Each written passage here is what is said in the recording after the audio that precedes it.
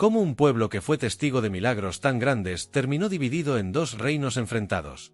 Hoy te voy a revelar la verdadera historia detrás de la separación de Judá e Israel, un momento clave que marcó el destino del pueblo de Dios. Era el periodo en que la nación más fuerte de Israel se fracturaba internamente. Tras el fallecimiento del monarca Salomón, el pueblo elegido se escindió en dos. Los descendientes de las 12 estirpes sagradas de Israel. Hermanos que antes oraban juntos, ahora se asesinaban entre sí. El oro del santuario fue saqueado. Los altares del Señor profanados. Y donde antes existía unidad, ahora gobernaban la arrogancia y la traición. El reino que David edificó con sangre fue destruido en apenas 3 jornadas por la soberbia de un monarca joven. Pero el Creador no había terminado de escribir esta historia.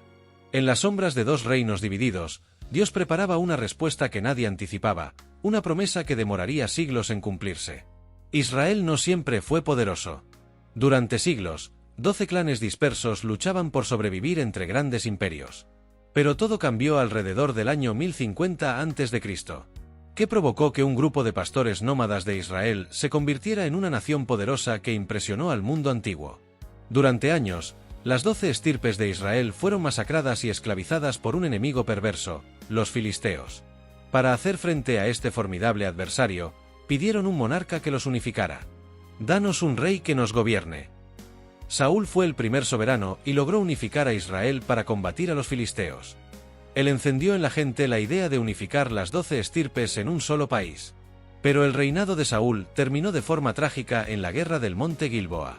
Tras ver a sus hijos exterminados por los arqueros filisteos y aterrorizado ante la idea de ser torturado, se quitó la vida con su propia espada. La humillación final llegó tras su muerte. Fue decapitado y su cuerpo exhibido como trofeo en el muro de una ciudad filistea. Después llegó David, y fue con David que nació realmente la nación de Israel. Cuando Saúl murió, David logró unificar a todas las estirpes, conquistó la crucial ciudad de Jerusalén y la transformó en la capital del reino. Su leyenda había comenzado de joven cuando enfrentó al gigante filisteo Goliat y lo derribó con una sola piedra de su honda. David no solo consolidó el reino, sino que aplastó militarmente a los filisteos en una serie de batallas decisivas. Su estrategia fue llevar la guerra a territorio enemigo. Finalmente conquistó Gat, la ciudad natal de Goliat, y sometió así a los filisteos, que por tanto tiempo habían aterrorizado a Israel. Aunque durante mucho tiempo se dudó de su existencia, una prueba arqueológica confirmó que David fue real.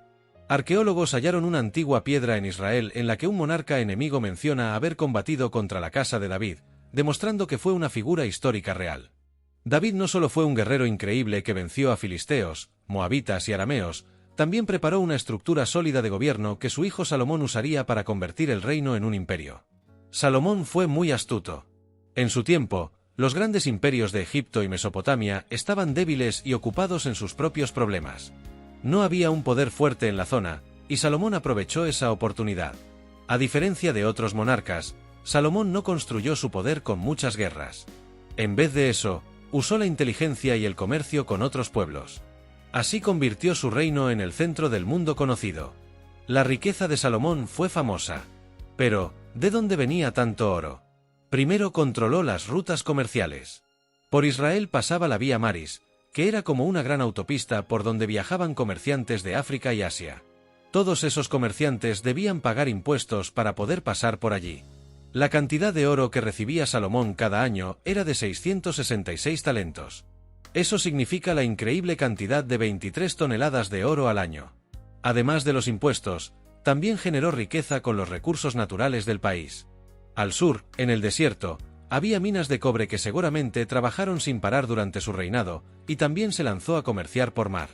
Se hizo amigo de Hiram, el rey de Tiro, que tenía los mejores marineros del mundo. Juntos enviaron barcos a lugares muy lejanos para comerciar. La Biblia cuenta que sus barcos llegaban hasta Tarsis, que muchos creen que era la lejana España, y a un lugar misterioso llamado Ofir. No sabemos dónde estaba Ofir, pero de allí traían oro, maderas preciosas, marfil, monos y pavos reales. Con toda esa riqueza, Salomón construyó muchas cosas. Pero lo más importante fue el templo en Jerusalén dedicado a Dios. Fue una maravilla en su tiempo que tiene una enorme importancia en la Biblia. La Biblia cuenta que se usaron casi 20 toneladas de oro solo para cubrir su interior. Jerusalén se volvió tan rica que la plata era tan común como las piedras. Y la gloria de Jehová había llenado la casa. Y para proteger esto, Salomón tenía un ejército poderoso que daba protección a las rutas comerciales. Los arqueólogos han encontrado establos muy grandes en lugares como Megido, cercano a las rutas. Pero, ¿cómo se puede gobernar un reino tan grande y rico? Para lograrlo, Salomón inventó un sistema nuevo. Dividió el país en 12 zonas o regiones. Cada zona tenía que encargarse de darle comida y todo lo necesario al palacio del rey durante un mes al año. Era un sistema eficaz que le dio un control total sobre el reino. Pero esta solución, que parecía tan buena, fue la causa de que todo terminara mal. El nuevo sistema de 12 zonas no respetó los límites que siempre habían existido entre las tribus, y eso generó muchos problemas. Además, los impuestos eran muy altos porque se necesitaba mucho dinero para mantener su lujoso palacio y sus grandes construcciones. Y su tribu, la de Judá, tenía ventajas y pagaba menos que otras. Esto causó mucho enojo en la población, sobre todo en las tribus del norte. El reino estaba a punto de dividirse en dos, pero antes de explicarte cómo pasó, necesitas saber qué fue lo que lo causó.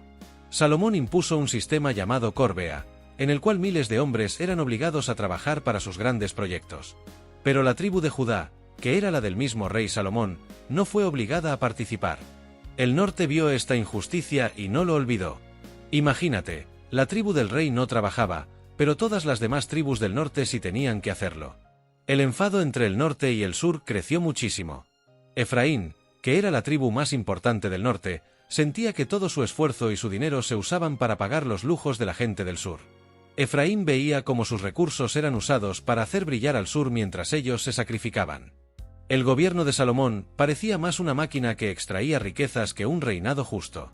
Sus oficiales recolectaban cada día 30 coros de flor de harina, 60 coros de harina, 10 bueyes gordos. Todo venía del norte, pero el sur era quien se beneficiaba. Este sistema tenía un propósito. Salomón necesitaba mantener el norte seguro para proteger las rutas de comercio y así no perder ingresos importantes. Pero aunque el rey tuviera sus razones, eso no calmaba el enfado de la gente. Era una explicación fría, y el corazón de la gente ya estaba ardiendo de furia. La gente constantemente se quejaba del palacio de Salomón, conocido como la Casa del Bosque del Líbano. Tenía 300 escudos hechos completamente de oro. Todo ese lujo se pagaba con el trabajo agotador de la gente del norte. Pero lo más doloroso para el pueblo fue esto: Salomón tardó 13 años en construir su propio palacio, pero solo 7 años en construir el templo de Dios. Se esforzó más en su propia casa que en la casa de Dios.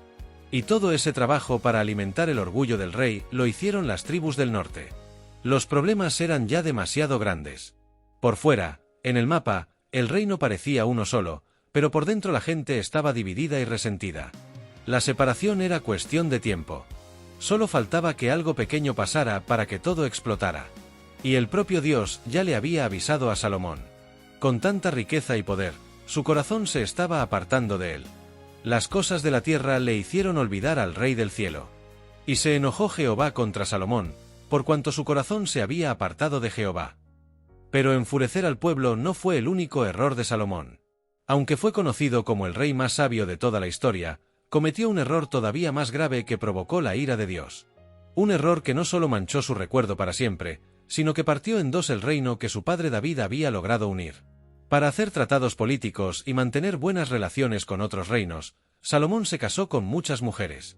Tuvo 700 esposas y 300 concubinas. Muchas de ellas venían de otros pueblos que adoraban a otros dioses, y para complacerlas, Salomón construyó lugares especiales para que pudieran adorar a sus dioses falsos. Adoró a Astarte, la diosa de los sidonios, a Quemos, el dios de Moab, y a Milcom, el dios de los amonitas. Hacer esto era desobedecer a Dios directamente. Dios ya le había avisado 2 veces: no seguirás a otros dioses. La regla de Dios era muy clara: romper el pacto con él traería la destrucción. Salomón estaba rompiendo el pacto y su promesa de serle fiel solo a Dios. Entonces surge la pregunta: ¿por qué hizo esto alguien tan sabio como Salomón? ¿Cómo pudo equivocarse de esa manera? A simple vista, la razón era política. Cada matrimonio con una princesa extranjera era una forma de hacer un acuerdo de paz con otro país. Así, él creía que hacía su reino más fuerte y seguro. Pero Dios también le advirtió en esto: no tomará para sí muchas mujeres, para que su corazón no se desvíe. Hay una idea muy interesante en el Talmud, un antiguo libro de enseñanzas judías. Dice que Salomón se volvió orgulloso. Creyó que era tan sabio que podía estar cerca de la idolatría, es decir, de la adoración a dioses falsos, sin que su corazón se desviara. Pensó que las reglas de Dios eran para otros, pero no para él. Pero se equivocó. ¿Se dio cuenta de su error? Parece que sí. Al final de su vida, ya anciano y decepcionado de todo, Salomón escribió el libro de Eclesiastés. En él se nota que está muy arrepentido. Sus famosas palabras, vanidad de vanidades, todo es vanidad. Esta frase muestra el dolor de un hombre que tuvo riquezas, poder, fama y sabiduría, pero terminó dándose cuenta de que sin Dios, nada de eso tenía sentido. En este momento tan difícil para el pueblo de Israel, surge una persona muy importante, Jeroboam. El rey Salomón identificó que Jeroboam era inteligente y trabajador, y lo nombró jefe de los trabajos forzados de las tribus del norte. Estos trabajos eran construcciones que la gente del pueblo debía hacer por órdenes del rey. Uno de los proyectos en los que trabajaba Jeroboam era el Milo, una gran estructura que servía para defender la ciudad de Jerusalén. Jeroboam era un hombre valiente y estaba a punto de vivir algo que cambiaría la historia del país. Un día, Jeroboam iba por un camino y se encontró con el profeta Ahías. No había nadie más alrededor. De repente, Ahías hizo algo muy extraño. Agarró la capa nueva que llevaba puesta y la rompió en 12 pedazos. 12 pedazos, como las 12 tribus de Israel. Luego le dio 10 de esos pedazos a Jeroboam y le dijo: toma para ti 10 pedazos, porque así ha dicho el Señor, Dios de Israel, voy a quitarle el reino a Salomón, y a ti te daré 10 tribus. Este mensaje significaba que Dios iba a quitarle la mayor parte del reino al rey Salomón y se la entregaría a Jeroboam. De las 12 tribus de Israel, 10 serían para él. Las tribus eran los grupos familiares que formaban todo el país de Israel, como si fueran regiones o provincias. Cuando el rey Salomón se enteró de esta profecía, su reacción fue rápida y terrible. Salomón, que era conocido como el hombre más sabio del mundo, no actuó con sabiduría. No le oró a Dios para pedirle guía. En lugar de eso, buscó su espada y ordenó que mataran a Jeroboam. Para salvar su vida, Jeroboam tuvo que huir. Se escapó a Egipto, el único lugar donde el poder de Salomón no podía alcanzarlo. Allí, el rey de Egipto, el faraón Sisac, le dio protección y un lugar seguro. ¿Por qué el faraón ayudó a un enemigo de Salomón? Fue una decisión muy inteligente para Egipto. Para ellos era mucho mejor tener como vecino a un reino de Israel dividido y más débil que a un reino fuerte y unido que pudiera ser una amenaza. Mientras Salomón se hacía mayor, Jeroboam esperaba en Egipto. Aunque venía de una familia muy humilde, se estaba preparando para ser rey. Y llegó el día en que el rey Salomón murió. Con él terminaba una época de mucha riqueza y paz. Su hijo Roboam tenía que tomar el control del reino, pero debido al descontento del pueblo, todos estaban preocupados por su coronación. Para ser coronado como rey, Roboam fue a una ciudad llamada Siquelm. Pero, ¿por qué no se coronó en Jerusalén, la capital y ciudad más importante? Esa decisión ya mostraba que algo no iba bien. En Siquelm lo esperaba a todo el pueblo, pero no solo para celebrar. Jeroboam, que había estado escondido en Egipto, habló por todos. Le pidió al nuevo rey algo muy claro: tu padre nos hizo trabajar muy duro y pagar muchos impuestos. Si tú nos tratas mejor y nos quitas esa carga tan pesada, te serviremos siempre. La gente solo quería pagar menos impuestos y no ser forzada a trabajar tanto en los trabajos forzosos. El futuro de todo el reino dependía de lo que un solo hombre decidiera. Roboam pidió 3 días para pensar su respuesta. ¿Por qué demorarse tanto en algo que parecía sencillo? Primero habló con los ancianos, los consejeros que habían servido a su padre Salomón. Le dijeron algo lleno de sabiduría: si tú fueres hoy siervo de este pueblo y lo sirvieres, ellos te servirán para siempre. Querían decir que un buen líder primero debe servir al pueblo, que si él actuaba con humildad, el pueblo sería fiel para siempre. Pero Roboam también habló con sus amigos, los jóvenes con los que había crecido en el palacio. Estos amigos no conocían lo que era trabajar duro. Nunca habían sufrido lo que sufría el pueblo. Le dieron otro consejo: que fuera duro, que mostrara su poder, que no cediera. Pasaron los 3 días, y el pueblo regresó esperando una respuesta. Todos estaban en silencio, atentos a lo que iba a decir el nuevo rey. Roboam se puso de pie y habló con voz fuerte. No escuchó el sabio consejo de los ancianos. Mi dedo meñique es más grueso que los lomos de mi padre. Esta era una forma de hablar de la época. Con esto quería decir que él era mucho más poderoso y estricto que su padre Salomón. Y entonces hizo su amenaza final: mi padre os castigó con látigos, pero yo os castigaré con escorpiones. Los escorpiones no eran animales reales. Era un tipo de látigo muy cruel que tenía pedazos de metal o huesos afilados. No solo dolía, desgarraba la piel. Era una amenaza horrible. La respuesta del pueblo fue inmediata. Esa amenaza fue la gota que derramó el vaso. Y todo esto pasó en Siquelm, que no era un lugar cualquiera. Siquelm era un lugar sagrado. Allí Dios le hizo la gran promesa a Abraham. Y allí mismo, muchos años después, el líder Josué había renovado el pacto de todo el pueblo con Dios. En ese mismo lugar, cargado de historia, un nuevo pacto se estaba rompiendo para siempre. Las 10 tribus del norte, enfadadas, se separaron y gritaron: ¿qué parte tenemos nosotros con David? Israel, a tus tiendas. Así, 10 tribus del norte formaron un nuevo reino llamado Israel y eligieron a Jeroboam como su rey. Solo 2 tribus del sur, Judá y Benjamín, se quedaron con Roboam, formando el reino de Judá. Lo más triste de todo es que Salomón, con su sabiduría, construyó el reino más grande de la historia de Israel. Y su hijo, por su orgullo y por no saber escuchar, lo destruyó todo en solo 3 días. A veces, hasta un dedo meñique puede destruir un imperio. Roboam estaba completamente sorprendido de cómo había perdido el control tan rápido. Sabía que tenía que hacer algo, pero su siguiente decisión fue un gran error. Pensando que la gente todavía le obedecería, envió a un hombre para que calmara las cosas. Pero no envió a cualquier hombre. Envió al jefe del trabajo forzado, la persona más odiada de todo el reino. Este hombre se llamaba Adoniram. Había trabajado desde los tiempos del rey David y también con el rey Salomón. Para el pueblo, él era un símbolo de años de trabajos duros y obligatorios. Solo verlo enfureció a la gente. Enviar a alguien que representaba la opresión y el maltrato no podía traer paz. Era como echar gasolina al fuego. La multitud, muy molesta, lo rodeó y lo mató a pedradas. Fue una muerte violenta. Este acto tan violento fue el punto final. La división del reino ya no tenía vuelta atrás. La noticia le llegó a Roboam como un rayo.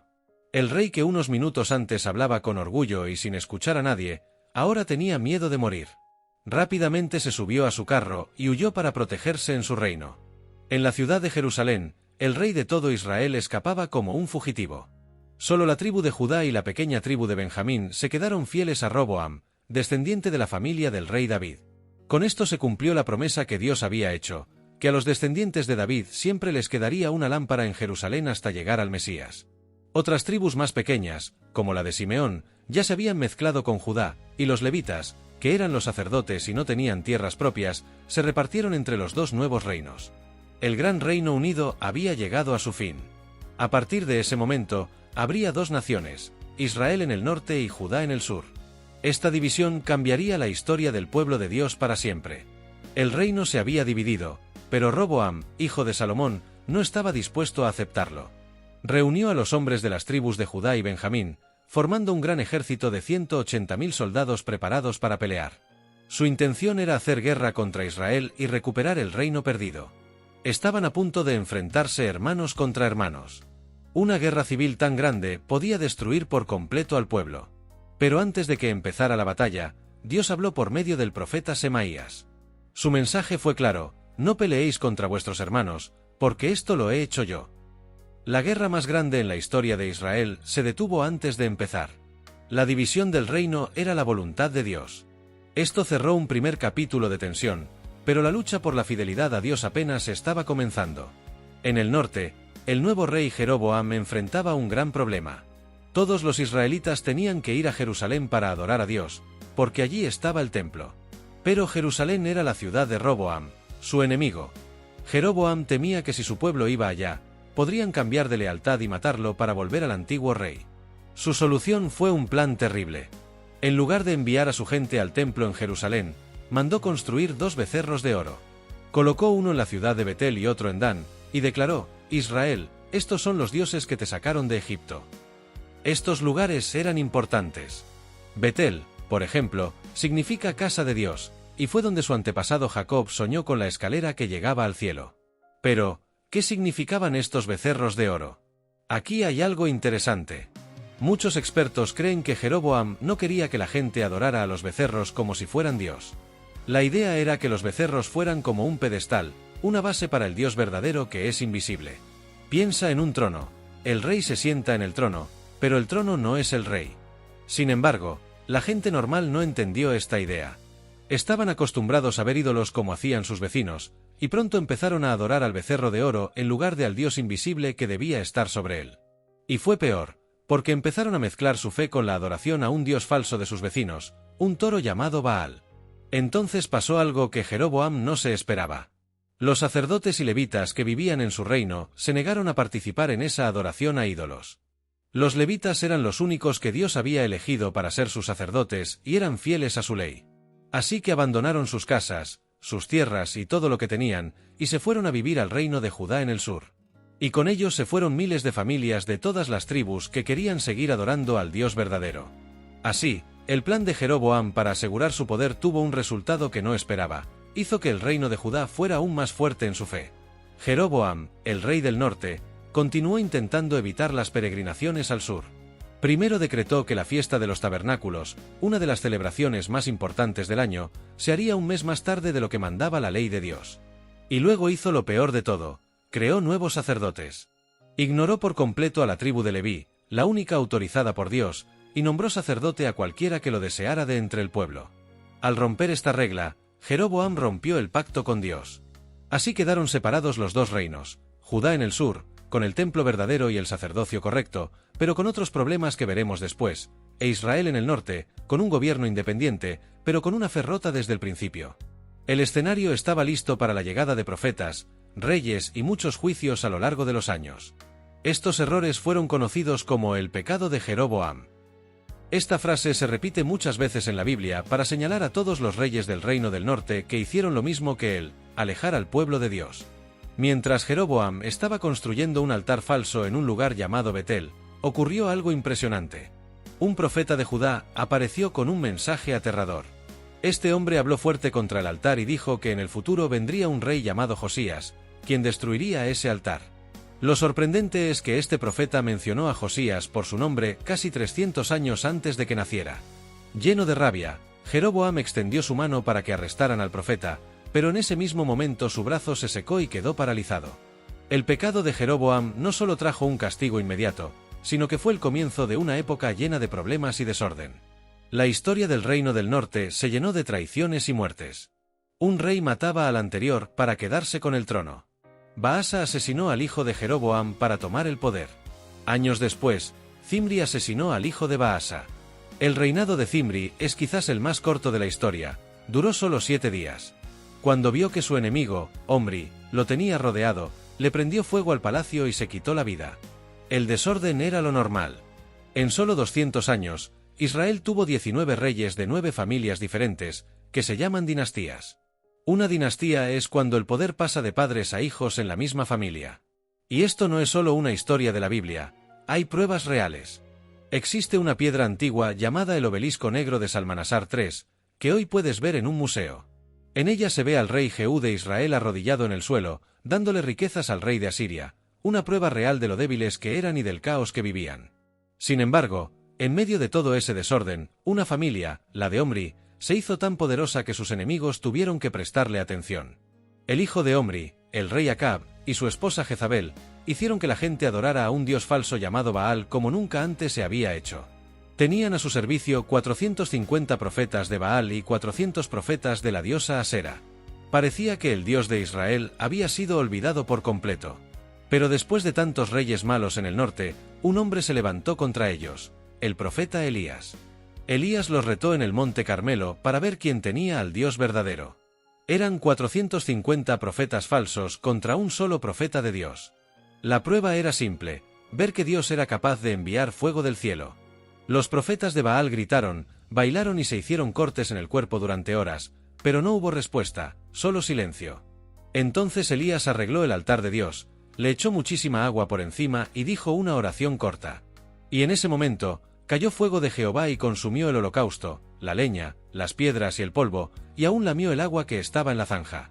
El pueblo reconoció al verdadero Dios, y Elías ejecutó a los 450 profetas falsos. Fue una victoria increíble, pero el problema principal, ese primer pecado de Jeroboam, seguía haciendo daño en el reino. Israel había ganado una batalla, pero ya estaba en un camino que lo llevaría a la ruina. Hay algo muy interesante aquí. El altar que usó el profeta Elías para vencer a los que adoraban al falso dios Baal tenía un mensaje escondido. Elías tomó 12 piedras, una por cada una de las tribus o familias que formaban el pueblo de Israel, conforme al número de las tribus de los hijos de Jacob. ¿Por qué 12 piedras? En ese tiempo, el país estaba dividido en 2 reinos por peleas de hombres, el reino del norte con 10 tribus y el del sur con 2. Pero Elías no usó ni 10 ni 2 piedras, usó 12. Con esto estaba enviando un mensaje muy fuerte. Aunque los hombres se hayan separado, para Dios seguían siendo un solo pueblo, una sola familia. Para Dios, su promesa especial con ellos, su pacto, no se había roto. Sin embargo, lo que hizo Elías no agradó a todos. Jezabel, la reina, se enojó tanto que prometió matarlo. Elías, que había enfrentado a un rey sin miedo, ahora huía para salvar su vida. Se escondió en una cueva, sintiéndose muy triste y solo. Pensaba que ya no quedaban fieles a Dios, y dijo: «Solo yo he quedado». Pensaba que su trabajo no había servido para nada, y que era el único que todavía creía en Dios en todo el país. Pero Dios le contestó, no con un viento fuerte ni con un terremoto, sino con un susurro suave. Y en ese susurro le contó un secreto que cambió por completo su forma de ver las cosas. Le dijo: «He guardado para mí a 7000 personas en Israel que no se han arrodillado para adorar a Baal». Aunque la mayoría de la gente se había olvidado de Dios, Él había protegido a un pequeño grupo que se mantuvo fiel. La gente no podía verlos, pero Dios sí sabía quiénes eran. El país estaba roto, pero la verdadera gente de Dios seguía creyendo en secreto. La esperanza no estaba en lo fuerte que fuera un profeta, sino en que Dios nunca falla y siempre cumple sus promesas. Es bueno recordar que Elías trabajaba para Dios en el reino del norte llamado Israel, luchando contra el rey Acab y Jezabel. Pero el Dios del que hablaba Elías no era un Dios pequeño, solo para un lugar. Era el Dios de Abraham, el mismo Dios al que adoraban en el templo de Jerusalén, en el reino del sur llamado Judá. La palabra de Dios era una sola, aunque el país estuviera dividido. Esto nos lleva a una pregunta muy importante. Si las advertencias de Dios eran tan serias para el norte, ¿estaba el sur a salvo? Muchos hubieran dicho que sí, porque en Judá estaba el templo y los descendientes del rey David seguían gobernando. Pero la verdad es que la maldad también llegó al sur. El pecado no se queda en un solo lugar. Hay un detalle en la historia que a veces se nos olvida: el mensaje de Elías también llegó al reino del sur. Años después, Elías le mandó una carta a Joram, el rey de Judá. ¿Y sabes quién era la esposa de Joram? Atalía, la propia hija de los malvados Acab y Jezabel. La maldad del norte se había metido en la familia real del sur a través de ese matrimonio. En la carta, Elías le avisó que por seguir los malos ejemplos de los reyes de Israel, su reino iba a sufrir un castigo terrible. Y así fue. El reino de Judá no estaba protegido. El castigo por romper la promesa con Dios era para las 12 tribus, para todos. El trabajo de Elías no era arreglar el gobierno de los reyes, sino llamar a todo el pueblo a volver a su única promesa con el único Dios verdadero. Aquel altar con 12 piedras era como un mensaje sobre el futuro, una promesa de que un día Dios mismo volvería a unir a su pueblo. Ese día llegaría con el Mesías Jesús, un descendiente del rey David. Él no solo juntaría a los 2 reinos, Israel y Judá, sino que uniría a toda su gente de una forma nueva. Pero de eso hablaremos más adelante. Elías había sido enviado por Dios para sanar la tierra del norte. Pero, ¿qué pasó con Judá? El reino del sur, el reino que cuidaba de Jerusalén y del templo. El rey Asa empezó muy bien.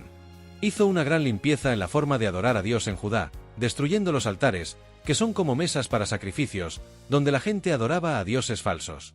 Tenía tantas ganas de hacer lo correcto que llegó a quitarle el título de reina a su propia madre, Maaca, por haber hecho una estatua de una diosa falsa llamada Asera.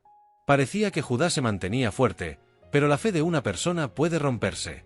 En sus últimos años, cuando el reino del norte lo amenazó, Asa cometió un error terrible. En lugar de confiar en que Dios lo ayudaría, le pagó con oro al rey de Siria para que lo defendiera. Puso su confianza en el dinero y en un rey extranjero en lugar de en Dios. Su hijo Josafat fue un buen rey que trató de seguir a Dios. Sin embargo, también cometió un error muy serio. Se alió con la familia de los reyes del norte, la de Acab y Jezabel, reyes de Israel conocidos por su idolatría. Para afianzar esa alianza, Josafat permitió que su hijo Joram se casara con Atalía, hija de Jezabel. La respuesta de Dios no tardó en llegar. Esa infidelidad le abrió las puertas al enemigo. El faraón Sisac de Egipto invadió Judá. Este mismo faraón, años atrás, le había dado refugio a Jeroboam, el primer rey del reino del norte. ahora venía como enemigo dispuesto a saquear. El templo de Salomón, que estaba lleno de tesoros, fue completamente saqueado, como dice la Biblia, y se lo llevó todo, aun los escudos de oro que Salomón había hecho. En lugar de esos escudos de oro, el rey Roboam mandó a hacer escudos de bronce. Esto era un símbolo muy importante y triste. La gloria que venía de Dios fue cambiada por algo de mucho menos valor hecho por el hombre. El oro fue cambiado por bronce. Y esta historia no solo está en la Biblia. En Egipto, en el gran templo de Karnak, hay un dibujo tallado en la piedra que celebra y recuerda la campaña militar del faraón Sisac. En él, el faraón presume de haber conquistado 156 ciudades y nombra lugares de Judá e Israel. Las 15 ciudades que el rey Roboam había protegido con murallas cayeron como fichas de dominó. Pero ahora regresemos a la historia de la alianza peligrosa que Josafat hizo con la casa de Acab. De ahí vino Atalía, una mujer cruel. Ella era hija de Acab y Jezabel, quien lideraba el culto al dios falso Baal. Atalía trajo la adoración a Baal directamente al corazón de Jerusalén. Y cuando su hijo, el rey, murió, ella tomó el poder de la forma más cruel que te puedas imaginar. Mató a toda su familia que podía reinar, hijos, nietos, a todos, para que nadie pudiera quitarle el trono. Esto era terrible, porque Dios había hecho una promesa, que del rey David siempre saldría un rey para su pueblo. A esto se le llama el linaje de David o la línea de la promesa. Parecía que esa promesa se había roto para siempre, pero no. Un niño sobrevivió. El bebé Joás de apenas un año fue rescatado por su tía y escondido por el sumo sacerdote llamado Joiada. Fue escondido en el único lugar donde Atalía no se atrevería a buscar, dentro del propio templo de Dios.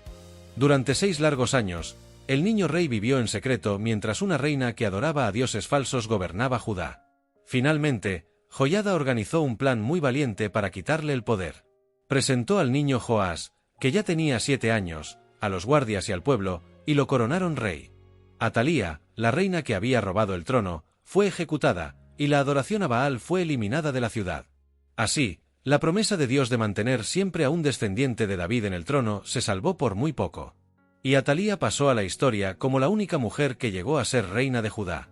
En ese momento de la historia, el pueblo de Dios estaba pasando por una situación muy difícil.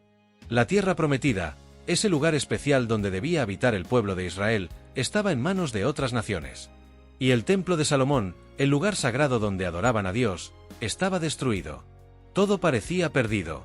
Pero en medio de tanta oscuridad, una pregunta estaba en el aire. ¿Se había olvidado Dios de la promesa que le hizo al rey David? ¿Qué iba a pasar con su pueblo?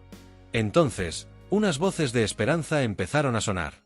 Profetas como Jeremías, que vivían lejos de su hogar, no hablaban de arreglar lo que se había roto, sino de empezar algo completamente nuevo. Jeremías anunció un nuevo pacto con Dios, pero este pacto no estaría escrito en tablas de piedra como las antiguas leyes, sino directamente en el corazón de las personas. La esperanza ya no era solo reconstruir un país, sino cambiar a la gente por dentro. El profeta Ezequiel también recibió un mensaje de Dios. Dios le pidió que tomara 2 varas. En una debía escribir para Judá y en la otra para Israel. Después debía unirlas en su mano. El mensaje era claro: Dios prometía volver a unir a su pueblo que estaba dividido. Pero, ¿quién sería su líder? La promesa original a David decía que siempre habría alguien de su familia en el trono. Pero David llevaba siglos muerto, y ya no había trono. ¿Cómo podía cumplirse esa promesa? Y aquí es donde nace una idea muy importante: la esperanza de un Mesías. Las profecías empezaron a hablar de un rey que vendría en el futuro, alguien de la familia de David, que no solo iba a restaurar el reino, sino que lo haría perfecto. A este rey lo llamaron el Mesías, que significa el ungido. En esos tiempos, cuando alguien iba a ser rey, le derramaban aceite en la cabeza. Era una señal de que Dios lo había elegido. Así que esperar al ungido era esperar al rey elegido por Dios. Este nuevo rey no sería David vuelto a la vida. Sería alguien como David, pero mucho mejor, el rey perfecto que cumpliría todas las promesas de Dios. La gente esperó durante cientos de años. Unos escritos muy antiguos que se encontraron en cuevas, llamados los rollos del Mar Muerto, nos cuentan que había grupos de personas viviendo en el desierto, estudiando las escrituras y esperando con muchas ganas la llegada de este rey. El profeta Zacarías incluso dijo que cuando llegara ese día, el monte de los olivos se partiría en 2. Esto mostraba que sería un evento enorme, algo que movería el cielo y la tierra. Siglos después, apareció un hombre llamado Jesús de Nazaret. El Evangelio de Mateo empieza con una larga lista de nombres que es la genealogía de Jesús. Una genealogía es como un árbol familiar que muestra todos tus antepasados. Con esta lista, Mateo quería dejar algo muy claro: Jesús era de la familia del rey David, y por eso tenía el derecho de ser el rey que todos esperaban. Sin embargo, su llegada creó mucha confusión. ¿Qué clase de rey era? Jesús no llegó como muchos esperaban. No era un rey con espada ni con ejército. Algunos grupos, como los celotes, querían un Mesías que peleara contra los romanos para liberar a Israel. Pero Jesús hablaba de otra cosa. Decía: mi reino no es de este mundo. Es decir, no era un reino con fronteras o soldados, sino algo más profundo y eterno. Todo esto llegó a su punto más alto en la cruz. Cuando los romanos crucificaron a Jesús, escribieron un letrero y lo pusieron sobre su cabeza: Rey de los Judíos. Para ellos era solo una burla, una manera de ridiculizarlo, pero sin saberlo, estaban diciendo algo verdadero. La esperanza de un reino terrenal con un rey que luchara recibió su golpe final en el año 70 después de Cristo. Los ejércitos de Roma aplastaron la última rebelión de los judíos y destruyeron el segundo templo. Con el corazón de la nación hecho cenizas, la idea de un rey con un trono en la tierra se apagó. Esa tragedia obligó a la gente a poner su esperanza en algo más alto. La promesa no era un trono en Jerusalén, sino un trono en el cielo. 50 días después de que Jesús resucitara, algo extraordinario sucedió en Jerusalén. Era la fiesta de Pentecostés, y según la Biblia, había gente de todas las naciones bajo el cielo reunida en la ciudad. Los discípulos de Jesús estaban juntos cuando, de repente, el Espíritu Santo descendió sobre ellos como lenguas de fuego. Y entonces ocurrió el milagro: empezaron a hablar en idiomas que nunca habían aprendido. ¿Te acuerdas de la Torre de Babel? Allí, Dios confundió las lenguas para separar a la humanidad orgullosa. Pero en Pentecostés, Dios usó las lenguas para unir. Cada persona escuchaba el mensaje de Dios en su propio idioma. Las barreras que dividían a los pueblos empezaron a caerse. Lo que las 12 tribus de Israel nunca lograron hacer con ejércitos y política, el Espíritu Santo lo estaba haciendo con amor y gracia. Era como si las 12 piedras que Elías había usado en el Monte Carmelo cobraran vida. El apóstol Pedro explicó que lo que había ocurrido con las lenguas de Pentecostés era lo que el profeta Joel había anunciado siglos antes: derramaré mi espíritu sobre toda carne, y profetizarán vuestros hijos y vuestras hijas. Dios derramaría su espíritu sobre toda persona, sin importar su origen. Pablo escribió algo revolucionario: ya no hay judío ni griego, no hay esclavo ni libre, no hay varón ni mujer, porque todos vosotros sois uno en Cristo Jesús. ¿Te das cuenta de lo radical que era esto? Durante siglos, el pueblo de Dios se había definido por fronteras, por quien era descendiente de Abraham, por pertenecer a una de las 12 tribus. Pero ahora, la pertenencia al pueblo de Dios no dependía de tu sangre o tu tribu, sino de ese nuevo pacto que Jeremías había prometido, escrito en el corazón. Los primeros cristianos lo vivían de manera práctica: compartían sus comidas, sus bienes, cuidaban unos de otros. No había un rey cobrando impuestos pesados como Salomón con sus corbeas. Este reino funcionaba al revés: el más grande era el que servía a los demás, tal como Jesús había enseñado. La mesa compartida se volvió el símbolo más poderoso de esta unidad. En la cena del Señor, todos comían del mismo pan y bebían de la misma copa, recordando que eran un solo cuerpo. No importaba si eras de Judá o de las tribus perdidas del norte, si eras judío o gentil. En Cristo, todos eran familia. ¿Recuerdas cuando Jesús habló con una mujer samaritana junto a un pozo? Los samaritanos eran descendientes de las tribus del norte y adoraban en un monte diferente al de Jerusalén. Era la vieja pelea de siempre: ¿dónde está el lugar correcto para adorar a Dios? Pero Jesús le dijo algo sorprendente: mujer, créeme que la hora viene cuando ni en este monte ni en Jerusalén adoraréis al Padre. Los verdaderos adoradores adorarán al Padre en espíritu y en verdad. Jesús estaba cambiando todo. El templo ya no sería un edificio de piedra y oro. Ahora, la comunidad de creyentes sería el templo. Cada persona sería una piedra viva en esta construcción espiritual.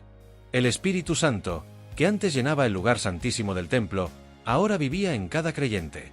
Ya no importaba si el templo tenía escudos de oro como en tiempos de Salomón o de bronce como después del saqueo. La gloria de Dios no dependía del oro del edificio, sino de la presencia viva de Dios en su pueblo. El libro del Apocalipsis, el último libro de la Biblia, nos muestra una visión impresionante del final de la historia. Juan ve una ciudad celestial, la Nueva Jerusalén, que baja del cielo. Esta ciudad tiene 12 puertas, y en cada puerta está escrito el nombre de una de las 12 tribus de Israel. Pero también tiene 12 cimientos, y en cada uno está el nombre de uno de los 12 apóstoles de Jesús. ¿Ves? La unión perfecta, el Antiguo y el Nuevo Testamento, las 12 tribus y los 12 apóstoles, todo unido en una sola ciudad. La división que empezó con Roboam y Jeroboam, finalmente sanada para siempre. Y lo más sorprendente, en esta ciudad no hay templo. ¿Por qué? Porque el Señor Dios Todopoderoso es el templo de ella, y el Cordero. Ya no hace falta un edificio especial, porque Dios mismo vive con su pueblo. La familia está completamente restaurada. Si la división del reino nació del orgullo de Roboam cuando dijo «Mi dedo meñique es más grueso que la cintura de mi padre» y del abuso del poder, la sanidad viene por el camino opuesto, el servicio y el perdón. Jesús lavó los pies de sus discípulos, mostrando que en su reino el líder es el que sirve. Enseñó a perdonar no 7 veces, sino 70 veces 7. Mostró que el poder verdadero no está en dominar, sino en amar hasta dar la vida. La Iglesia, que es el Israel renovado por el Mesías, está llamada a vivir de manera diferente, a ser señal visible de ese reino donde reina la justicia, donde se practica la misericordia, donde hay una mesa abierta para todos los que quieran venir. La historia que empezó con un reino dividido por el orgullo humano, termina con un reino unido por el amor divino. Las 12 tribus que se separaron, las familias que se pelearon, los hermanos que se volvieron enemigos, todos tienen un lugar en la mesa del Padre, porque al final de eso se trataba la historia, no de reyes y palacios, no de templos y tesoros, sino de una familia que se perdió y fue encontrada, que se dividió y fue reunida, que se rompió y fue sanada por el amor de un Dios que nunca se olvidó de sus promesas. Pero la división del pueblo de Dios no hubiera acabado bien si no hubiera sido por un hombre. Si quieres descubrir más historias y revelaciones de la Biblia explicadas de forma clara y sencilla, suscríbete ahora y activa la campanita, así no te perderás ningún próximo vídeo.